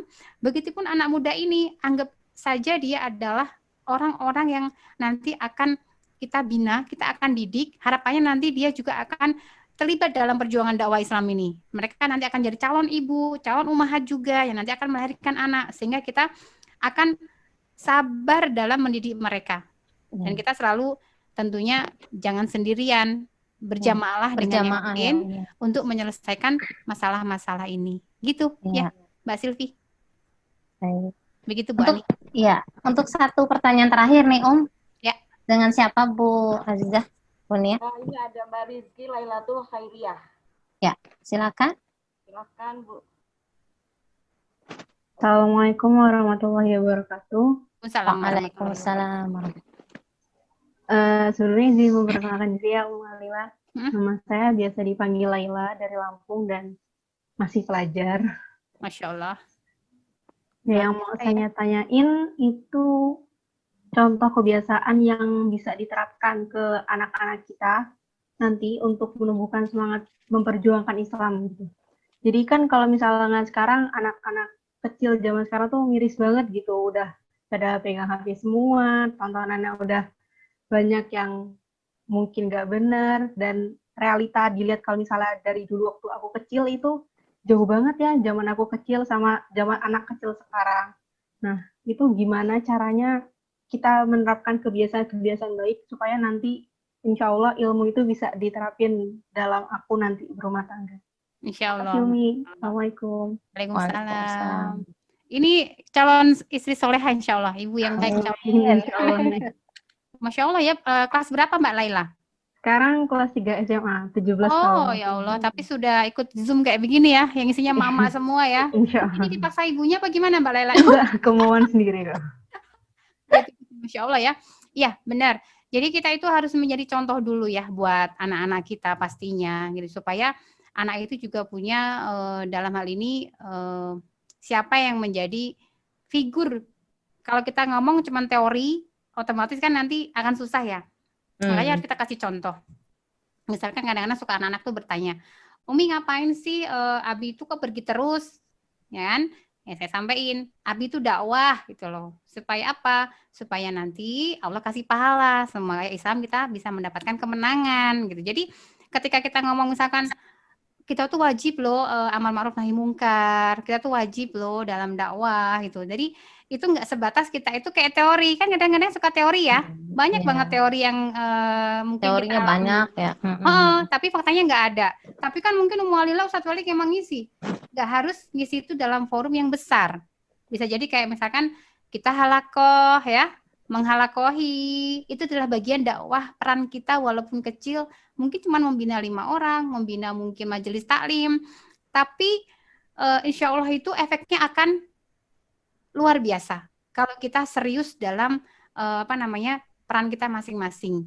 Begitu juga dengan misalkan kayak ketika berinfak ya. Jadi ketika mereka kan masih gemar misalkan jajan ya, masih gemar misalkan beli mainan ya. Coba untuk kita ingatkan kembali supaya mereka ingat udah belum nabung untuk teman saudara kalau kita bilang itu teman-temanmu yang di Suriah ya, teman-temanmu yang di Palestina. Jadi kita coba untuk menyampaikan ke mereka dalam obrolan kita sehari-hari. Mereka punya tabungan khusus yang nanti mereka akan sumbangkan kepada sahabat-sahabat mereka di Suriah, ya, kemudian juga di Palestina. Nah, itu jadi kita sebenarnya itu sebagai sebuah kita juga memberikan contoh, orang tua ini memberikan contoh, anak nanti akan mengikuti. Begitu juga berhijab, ya. Pakai kaos kaki juga sama. Ya, mungkin itu contoh sepele yang saya selalu sampaikan dalam sehari-hari ya. Kita mau minta supaya anak kita menutup aurat. Kemudian dengan sempurna. Tapi misalkan ibunya sendiri enggak, ya susah nanti. Itu contoh ringan ya, Mbak Laila ya. Kemudian juga banyak hal yang kita bisa bisa kasih contoh dengan cara cukup kita memberikan contoh saja. Sholat sunnah saja ya, sunnah ba'diyah, qobliyah itu juga mungkin sepele, ringan itu kan ya. Tapi kalau kita suruh anak kita untuk bisa sholat sunnah, otomatis ibunya dulu nih ya, bapaknya dulu. Ya, untuk supaya memberikan contoh ya. Supaya kita juga sunnah juga nih qobliyahnya. Baru anak nanti akan mengikuti. Pas di awal-awal mereka, ya Umi kok sholat sunnah, saya itu kan nggak wajib Umi, gitu kan ya. Kalau nggak wajib kan bukannya nggak harus Umi. Iya, tapi kan kita gini gitu ya. Jadi, tapi kita contohin dulu, gitu. Jadi intinya kita melakukan apa yang kita sampaikan kepada anak kita, gitu Mbak Laila. Jadi insya Allah dengan porsi kita masing-masing, kita bisa menjadi tetap orang-orang yang di situ melakukan kewajiban kita sebagai seorang muslim. Nggak boleh kita tuh berpikiran, kan dia ustadz, kan dia ustazah. Tidak ada kata-kata kayak gitu. Kalau di kampungnya saya suka gini, anak saya sholat jamaah terus di masjid. Sementara teman-teman dia itu mungkin masih main, belum mau sholat ke masjid. Kata orang-orang di kampung gimana? Ya iyalah, dia kan anaknya ustadz. Nah, padahal ustadz kan juga manusia ya Mbak Laila ya. Ustadz juga manusia yang di situ juga penuh perjuangan. Ya, ketika ngajak mereka sholat, Abi tuh ustadz loh, jadi kamu harus sholat, kan nggak begitu juga ya Mbak Laila ya. Tapi kita ngomong dengan pelan-pelan, sabar, sampai mereka itu mau untuk sholat 5 waktu di masjid, nggak lagi ibaratnya main-main ketika waktunya sholat. Itu juga ada perjuangan kita yang cukup besar ketika mereka ridho, ikhlas, ketika azan itu langsung ambil wudhu, langsung ke masjid. Nggak serta-merta itu karena dia anak yang ustadz, langsung pergi ke masjid, nggak seperti itu. Itu contoh kecil aja sih Mbak Laila. Jadi intinya di situ kita harus menjadi contoh dulu buat anak-anak kita, supaya anak kita juga melakukan apa yang kita lakukan. Gitu ya Mbak Laila, insya Allah dari saya. Ya, Baik, terima kasih Umahat MT Anissa rahimahullah. Alhamdulillah telah ada 3 pertanyaan ya ya. Ya, insyaallah Dari alhamdulillah. Putri, kemudian dari Mbak Silvi, kemudian dari Mbak Rizky. Nah, mungkin aku minta tolong kepada Umu Alila untuk menunjuk satu the best question of the days di acara talk show hari ini. Yang mana ya, Mbak? Karena semuanya kan bagus-bagus tuh ya. Oh, ini cuma satu, Mbak Bu Ani. Iya, hanya satu aja nih aku di ini nih. Di Yang klik-klik satu ya. Yang satunya lagi di IG, Umi. Satunya lagi di IG untuk penulis summary terbaik. Ya. Nomor 1, nomor 1. Oh, dengan Mbak Putri Indralaya dari Palembang. Ya. Alhamdulillahirabbil alamin akan mendapatkan paket dari Sebelah Koko. Yang lain yang mau beli bisa langsung order ya. Bisa langsung order, langsung beli di Hijab Alila atau bisa order di admin MT Anissa di nomor handphone di 0853 1131 3144. Ani ulang.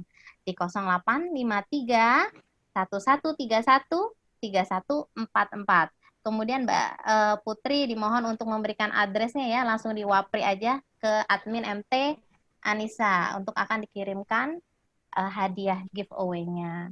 Ani infokan juga sekali lagi bahwa akan ada 1 orang pemenang untuk penulis summary terbaik yang akan dicantumkan di MT Anissa. Jangan lupa di tag ya, @MT Anissa di Instagram maupun Facebooknya. Baik alhamdulillahirabbil alamin. Jazakillah khair ya ya. Semoga sama Bu Ani dan keluarga besar maaf berbahagia, mendapatkan barokah dari Allah Subhanahu wa taala. Amin ya rabbal alamin. Ya rabbal alamin. Amin. Baik Umahat, ukhti fillah rahimakumullah, sebelum acara kita tutup, mari kita bersama-sama membacakan doa kepada Allah Subhanahu wa taala karena alhamdulillah acara sudah berjalan dengan baik yang akan dibawakan oleh Ibu Nina Hawa. Pada Ibu Nina kami persilakan.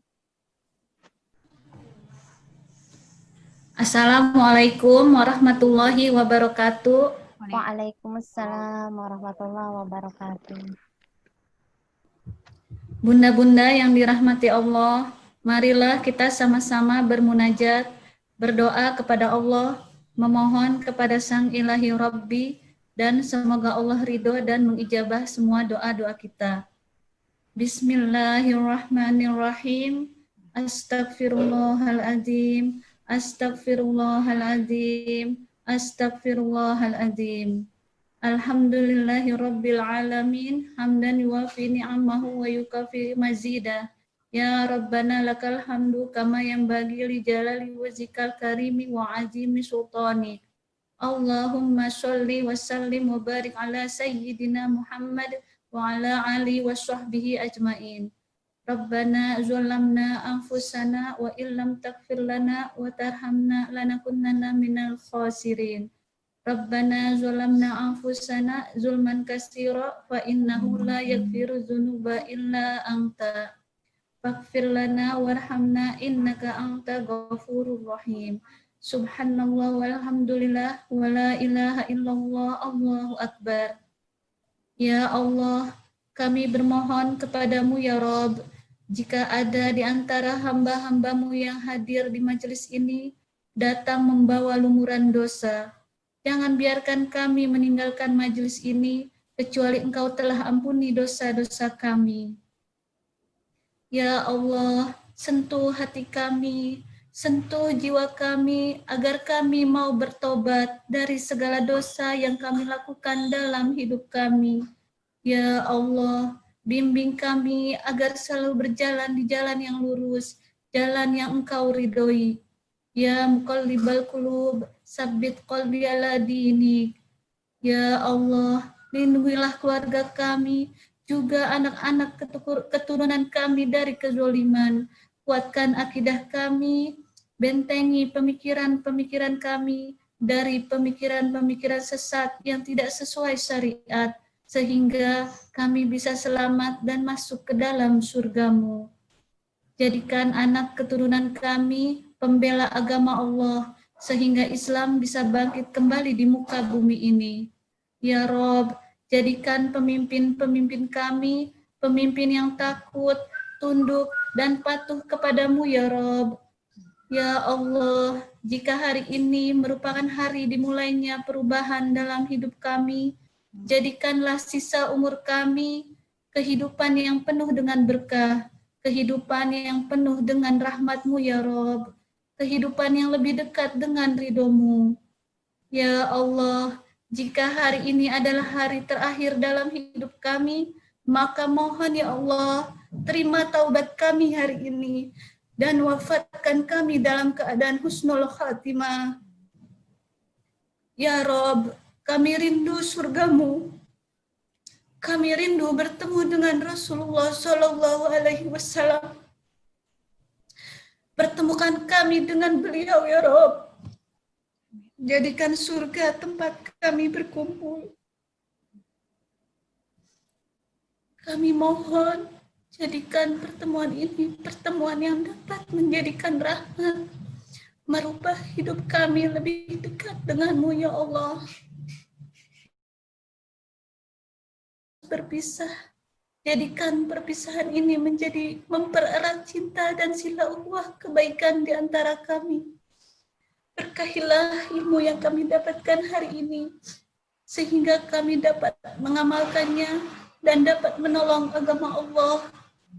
Rabbana atina fid dunya hasanah wa fil akhirati hasanah wa qina adzabannar. Rabbana la tuzigh qulubana ba'da idh hadaitana wa hab lana min ladunka rahmatan innaka antal wahhab. Subhana rabbika rabbil izzati amma yasifun. Wassalamun alal mursalin walhamdulillahi rabbil alamin. Wassalamualaikum warahmatullahi wabarakatuh. Waalaikumsalam warahmatullahi wabarakatuh. Amin, amin ya rabbal alamin. Baik Ummahat Ukti Fillah MT Anissa rahimakumullah. Untuk terakhir kali izinkan saya beserta tim pengurus MT Anissa pada hari ini memohon maaf yang sebesar-besarnya kepada mungkin yang belum sempat untuk bertanya atau terpilih untuk yang bertanya hari ini. Dan kemudian kami juga mengucapkan semoga hari ini talk show bersama Uwe Alila dan kemudian sesi tanya jawab seluruh kajian acara hari ini bermanfaat bagi jamaah yang hadir di sini dan halayak banyak yang akan melihat video selanjutnya. Dan semoga selalu istiqomah berthalabul ilmi bersama MT Anissa. Muslimah, cerdas, menginspirasi. Akhir kalam, saya tutup dengan wassalamualaikum warahmatullahi wabarakatuh.